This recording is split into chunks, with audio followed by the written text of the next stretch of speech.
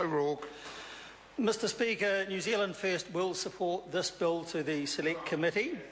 The Justice and Electoral Committee's inquiry into the 2011 general election did recommend several amendments to the Electoral Act, and this bill will implement some of them, but only some of them. It has been a collaborative process and was supported by, I think, some very good public submissions too. Mr Speaker, there are three areas of change that are promoted by the bill. Firstly, it provides as an option for full online enrolment using electronic identity verification, and that's a good step forward. Secondly, it provides for the greater use of easy vote cards, which will simplify and speed up the issuing of ballot papers and reduce special votes, and that would be a good result. Thirdly, the integrity of elections will be enhanced through amendments to rationalise and make transparent the provisions that regulate the electioneering disclosure of contributions and loans and the filing of election expenses. All very good things to achieve.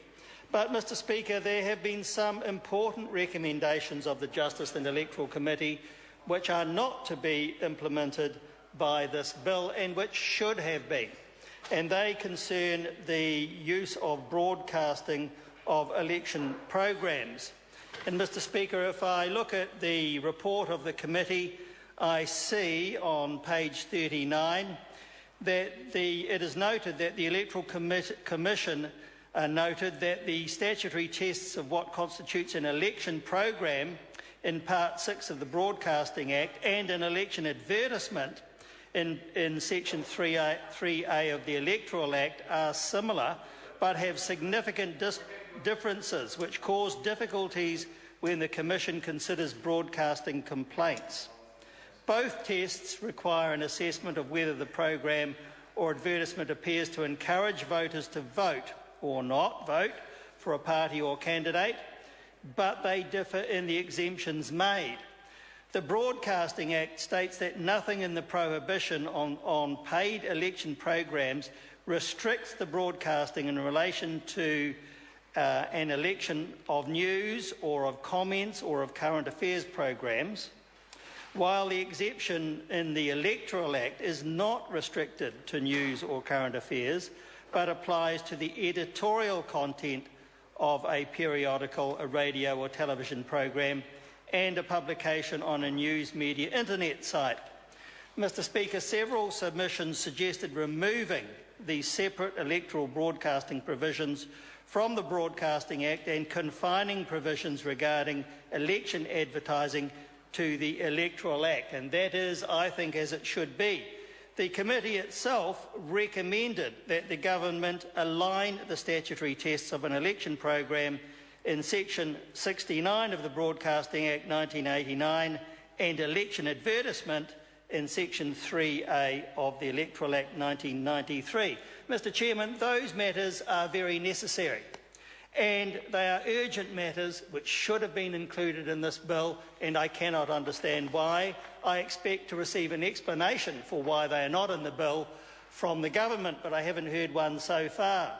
Similarly, on page 40 of the report, it notes that there were submissions that the Broadcasting Act's full prohibitions regarding election programs should not be limited to the election period and should apply consistently to both political parties and broadcasters. And the committee recommended to the government that it consider aligning the liability for breaching Part 6 of the Broadcasting Act so that provisions would apply to the broadcaster and any person who arranged for the broadcast of an election program in contravention of the Act, whether within or outside the election period. Similarly, that matter needs to be addressed in this legislation before the next election. It is urgent. And, Mr Speaker, those are the primary things that should have been attended to. But there are some good things achieved by the bill, and they include a number of provisions of which I will mention a few. Section 197 which has been mentioned by other speakers concerning the wearing of ribbons, streamers, rosettes and lapel badges and so on. The amendment would create a more restrictive regime for those and would really only allow them to be worn by scrutineers. Mr Speaker, New Zealand First thinks that's appropriate. We don't want to see electioneering on election day. Voters need some peace and quiet from all the razzmatazz of elections. After all, they've had 3 months of it before then. There is a fine line between simple decorations or identifiers and actual attempts to influence voters. And we think the balance has to be against those attempts to influence voters, and it should only go as far as allowing scrutineers to be identified appropriately in polling booths. The exemptions for scrutineers is justified, but nothing else, we feel. I want to turn to clause 40 because that provides now for a candidate who fails to file a return to be liable to a fine of up to $40,000, and a candidate who files a false return to be guilty of a corrupt practice, and up to 2 years in prison could be the result, or a fine not exceeding $100,000. That shows the gravity of the offence, something that some people in the community need to take note of.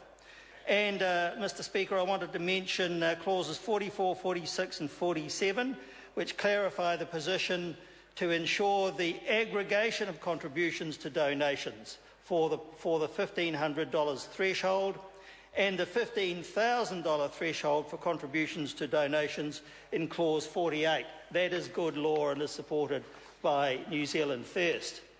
Concerning loans to political parties, we are glad to see the provisions in new section 213, 214A, 214C and so on. Those sections provide that a party may only enter into a loan with the authorisation of the party secretary, and only the party secretary may enter into a loan on behalf of the party for election purposes. And another section provides that a person who enters into an agreement or arrangement of some kind for the purpose of circumventing that section will also be guilty of an illegal practice. New section 214C imposes an obligation on a party secretary to file with the Electoral Commission each year a return of a loan entered into during the year for an amount exceeding $50,000, and those entered into in any previous year with an unpaid balance exceeding $15,000, and those entered into for the year for an amount that, when aggregated with other loans, yields an amount in excess of $15,000, and so on. Those are very necessary and important provisions, Mr Speaker. But what I want to finish on is this, a major and glaring omission from the bill, which is simply that there needs to be an end of the coattailing provision in the Electoral Act. And we have seen many reasons for that over recent times. It is something which I feel people, the vast majority of people in this country, want to see an end of. It's time that simply winning a seat, an electorate seat, should not result in coattailing for whatever low percentage of party vote is currently enabling a party to bring more members into Parliament. The provision should be one seat plus at least 5%, or just 5% of the vote to get seats in Parliament, 5% or more to get seats into Parliament. That's what people want. That should have been addressed. We know why it's not being addressed, Mr Chairman, and that is because the National Party needs people like Banks and Dunn and wants to try and get as many additional MPs as possible, because this government is prepared to have cups of tea and do whatever else is necessary to gerrymander the result of an election. And that is a cynical manipulation of the system and shows that this government has no genuine regard for democracy in New Zealand. They utterly refuse to look at this provision, and it's high time they did. Honourable Kate Wilkinson. Thank you, Mr. Speaker. It's a pleasure to stand and speak at the first reading of the Electoral Amendment Bill and to follow from previous speakers. What impresses me about this bill, Mr. Speaker,